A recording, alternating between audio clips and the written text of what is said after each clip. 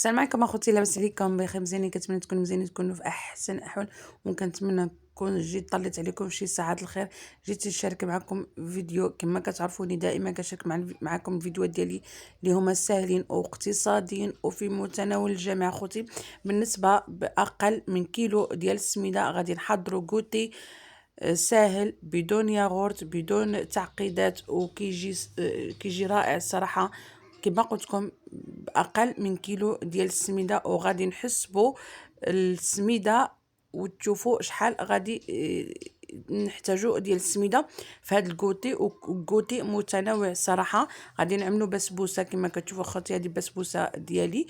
وغادي نعملوا المخنفر اللي هو تقريبا بحال البغرير، وكيجي صراحه مزيون وكيجي خفيف خفيف وساهل ودغيا ما كيوجد معنا. وغادي نعملوا حرشه ديال الفران اللي هي الصغيره، حتى هي صراحه كتجي مزيونه وكتجي رائعه.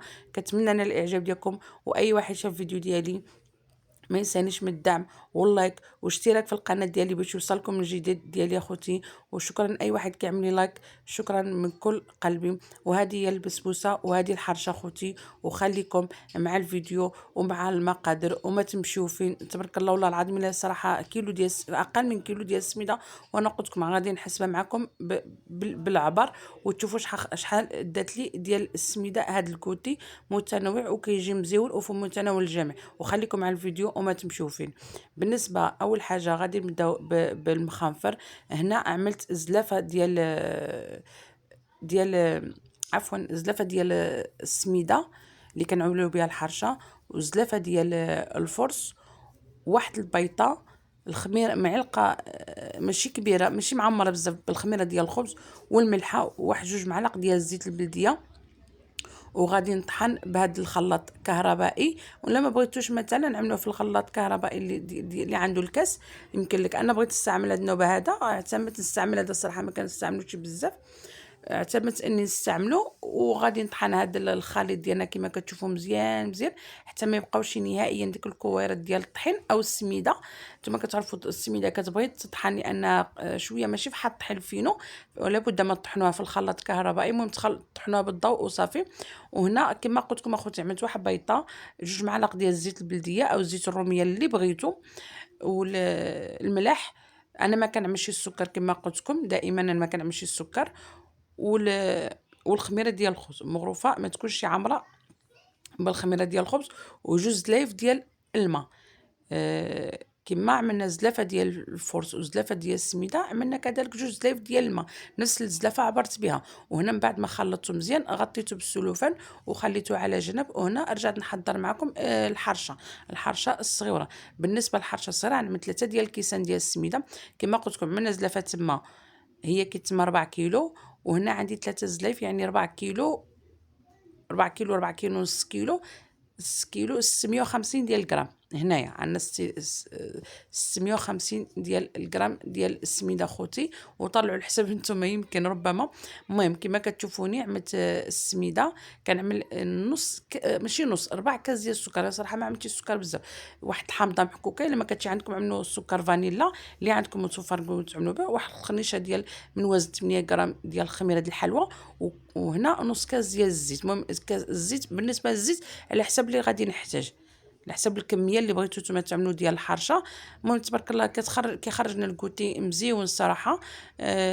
وبالنسبه للزيت انا قلت لكم الزيت الروميه، كنعملوا زيت روميه وكنبقاو نبسبسوا ديك السميده ديالنا مزيان مزيان بحال اللي كنعدلوا الحرشه العاديه وصافي. انما هذه غادي نعملها في الفران ونعملها مغيره. والصراحه بالنسبه الا كان عندكم قلت لكم الا كان عندكم الفاني عملوا شاسي ديال الفاني. صراحه ما كانش عندي متوفر وكنت غير بوحدي في الدار الصراحه، ما كاينش اللي يتسخن لي، فلهذا صافي اكتفيت بديك الحامضه الصراحه مزيونه. وهنا عملت كاس ديال الحليب وكاس ديال الماء فقط. هادشي اللي احتاجت الصراحه. بالنسبه بغيتو تعملوا كاس ديال الحليب، بغيتو تعملوا دانون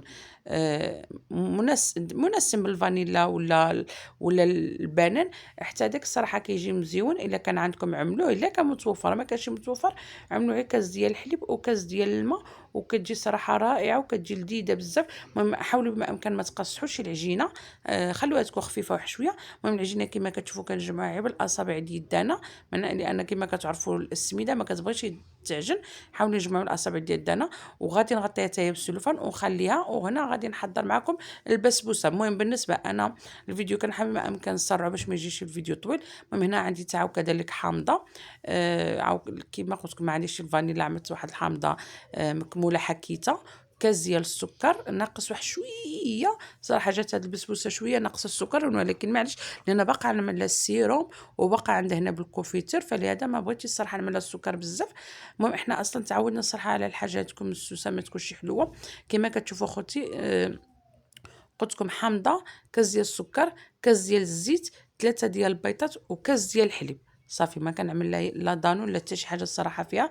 هادشي اللي كنعمل. واحد السر اللي غادي نعمل فيه، عندي واحد 2 ديال الخزيوات غادي نحكهم، 2 خزيوات يكونوا صغارين غنحكهم في الحكاكه الغليظه وصافي. وغادي نضيفوا لنا هاد البسبوسه صراحه كتعطيها واحد المذاق رائع. هاد الجزر كيعطينا البسبوسه كيعطي واحد المذاق رائع الصراحه. وكنتمنى ان الاعجاب ديالكم اخوتي، وما نبقى مره والله العظيم بزاف الناس الصراحه كيتفرجوا في الفيديو ديالي وما كيعملوا لي شي لايك او اشتراك في القناه. ما غادي تخسروا والو، نتوما كتفرجوا عملوا لايك واشتراك في القناه باش يوصلكم الجديد ديالي.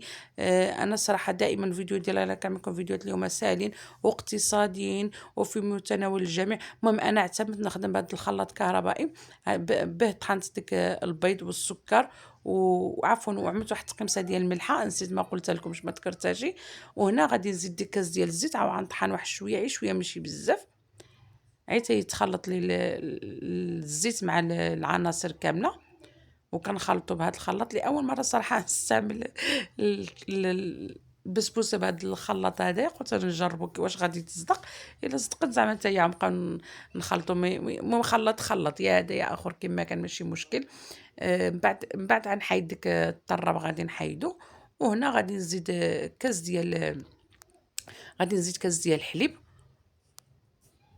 كنزيد نقطر ديك الكاس ديال الزيت كنقطرو وهنا قلت لكم اخوتي غنزيد كاس ديال الحليب. وغادي نعمل ديك خيزو، غادي نعمل ديك خيزو كامل. صراحه خيزو صراحه والله العظيم عطاها واحد المذاق رائع الصراحه. وما تنساوش تا خيزو راه حلو الانسان ما يكثرش السكر، لان خيزو تبارك الله تا هو كيكون حلو. وهنا غادي نعمل الزلافه الاولى ديال السميده. حاولي ما امكن تغربلوا الحاجه، ولا بد ما تغربلوا الحاجه، يعني الطحين ولا السميده ولا الفينو كيكونوا فيهم ما تعرفش شنو يكون في الطحين. احسن الانسان يغربلو مزيان.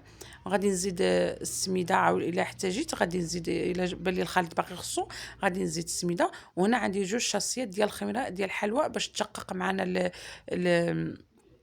الحرشه في الفران. عملت 2 شاصيات ديال الخميره ديال الحلوى من وزن 8 غرام. هادو فيهم 8 ديال الغرام، يعني 8 و8 16 ديال الغرام ديال الخميره.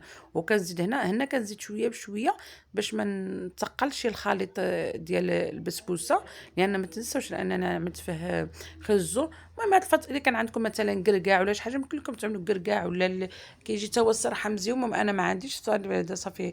انا قلت لكم انا ما بقاش تيكون عندي الكركاع ويكون عندي دانو نحضر انا البسبوسه ولا الكيكه. فلهذا الصراحه وكتجي رائعه والله العظيم ملي كتجي مزيونه كيجي المذاق رائع جدا. بالنسبه لاننا نسمناها تبارك الله بالحامض وديك خيزو راه كيعطيو مذاق مزيون. وصافي خوتي من بعد كبيتها في هذا المولد. انا عملت هذا المولد كبير راح شويه الصراحه. وصافي هنا رجعت نطيب، حشيت البسبوسه في الفران كان عندي كيسخن. وهنا رجعت نطيب معكم المخنفر. الصراحه كيجي مزيون هذا المخنفر وكيجي خفيف، وانما الاسم اللي عطاولو الصراحه ماشي ديالو هذا المخنفر مع انه زعما خفيف. فلهذا الصراحه كيجي خفيف ورطيط بصراحه والله العظيم الا كيجي رائع هذا المخنفر. وصافي اخوتي من بعد ما طيبته في المقله كنت كندهن المقله بالزيت. وكان باش ما يلصقش كنت كندهن المقله بالزيت وكنطيبهم من 2 جهات، كنطيبهم من الجهه الثانيه غنقلب على الجهه الاخرى. ما عرفتش زعما ديك اللقطه ما عرفتش واش ما دخلتهاش في الفيديو ولا ما تصورتش ولا ما عرفتش شنو ديال الطيب هي. وواحد اللقطه ديال العبر ديال المخافر حتى هو ما دخلتوش في الفيديو. ما عرف انا قلت لكم لان بزاف الحاجات كنبقى نمسحهم باش ما يجيش الفيديو طويل. وهنا خوتي رجعت من بعد ما شربت لي ديك الحرشه ديالي رجعت نعملها كويرات الحجم القياس اللي بغيتو نتوما كبيرين ولا صغيرين كما بغيتو ماشي مشكل. المهم انا عملت الحجم متوسط لان باقا غادي تطيب في الفرن. وهنا عندي كوكو يكون نوعيه جيده، يكون نوعيه اللي مزيان، اللي فيه ديك يكون ميدم، ما يكونش داك اللي كيكون ناشف باش ما ينشفناش الحرشه ديالنا. المهم هنا كاع المكونات كندورهم في ديك كوكو كما كتشوفوا.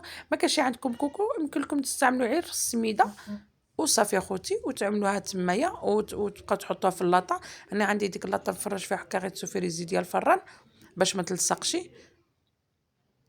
ومن بعد كنبقى نستف ديك الحرشه ديالي كما كتشوفوا هي هذه. وهنا غادي ندخلها في الفران الطيب. الفران اصلا كان عندي سخون، كنت طيبت فيه البسبوسه. وهنا خوتي من بعد ما ساليت المخنفر ديالي هو هذا خوتي، نستفو في الطبيس الهواء صراحه كيجي مزيون هذا المخنفر تبارك الله. وخفيف خفيف مره نهائيا. او الانسان ينوع دائما، كنعملوا البغري كنعملوا هذا، قلت راه نوع نعمل هذا المخنفر تا هو الصراحه كيجي مزيون. هو هذا خوتي، كنتمنى لي الاعجاب ديالكم، واي واحد جرب الفيديوهات ديالي ونالو الاعجاب ديالو، ما تنسانيش من الدعم ديالكم. ولا بغيتوني نبقى نحط لكم فيديوهات ديال الكوتي ولا دادي، خلوها لي في التعاليق، نبقى نحط لكم فيديوهات ديال الكوتي بحال هكذا ساهلين واقتصاديين.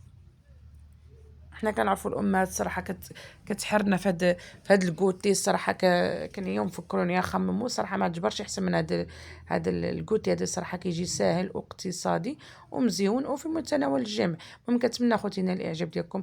بالنسبه هذه البسبوسه ديالي من بعد ما طابت تبارك الله، هنا عملت السيروب الحامض والماء فقط. هادشي اللي عملت، والسكر عفوا عملت السكر عليها فقط. فلذا انا بغيت صراحه بسبوسه نعملها السكر بزاف باش ما تجيش حلوه، لان باقي نعملها السيرو وندهنها بكوفيتر. وهنا الكوفيتر هذه ديال المشمش هذيك خاص كنخليها خاص ندهن ديال الكيكه ولا البسبوسه ولا الحلوى ولا اللي كان. المهم اخوتي كندهنها كما كتشوفوني كنكب انا كوفيتر وكندهنها مزيان مزيان. وغادي ندهن الوجه ديالها مزيان. المهم انا كما كتشوفوني انا عملت تبارك الله كميه كبيره ديال الكوفيتر عملت فوق هاد البسبوسه. وغادي نرشها بالكوك حتى هي عاوتاني الزواق ديالنا هو الكوك هذا النهار. غادي نرشها بكوك اخوتي. والله الا البسبوسه الصراحه جات لذيذه بديك الخزو هذه جات فنه الصراحه. المهم بالنسبه للزواق كيبقى الاختيار ديالكم، زوقوها كما بغيتوا. اللي عندكم في الدار متوفر يمكن لكم تزوقوها بها، ماشي ضروري تزوقوها بالكوكو ولا اللي عملت انا. المهم انا هادشي اللي صراحه اللي عندي متوفر صافي. وهنا كنقطع مربعات، والتقطيع كيبقى الاختيار ديالكم، قطعوها كما بغيتوا مربعات ولا طوالين ولا كما بغيتوا. المهم بالنسبه انا قطعتها هكذا مربعات. كيجيو الصراحه مربعات مزيونين، وستيتهم شويه ما يكونوش كبارين وصافي. وبالنسبه المول اللي غادي تستعمل تينه فهمتي. الا كان المول كبر من هيدا زيد البيضات وزيد المقادير. شوف تبارك الله كيفاش كتجي هشه هشه هشه تبارك الله مع سقيته سقيته مزيان والله العظيم. المهم كنتمنى خوتي تنال الاعجاب ديالكم، وما تنساونيش من الدعم واللايك وبارطاجوا فيديو مع الاصدقاء ديالكم اخوتي. وهنا اخر حاجه هي الحريشه ديالنا هي دي تبارك الله. شوف منين طابت كيفاش جات محمره وجات رائعه الصراحه، وجات هي لذيذه وفتيه فتيه فتيه كدوب في الدخم تبارك الله والله العظيم. بلا ما نشكر لكم الحاجه وصافي، راه الانسان اللي بعينه بحال اللي كنقولوا ما يتلف. المهم خليتكم على خير اخوتي، وخليكم مع تتمه الفيديو وبسلامه عليكم. وشكرا اي واحد كيعمل لي لايك والمتابعه في القناه ديالي، وسلامه وطالعوا لي في راسكم. خليتكم على خير.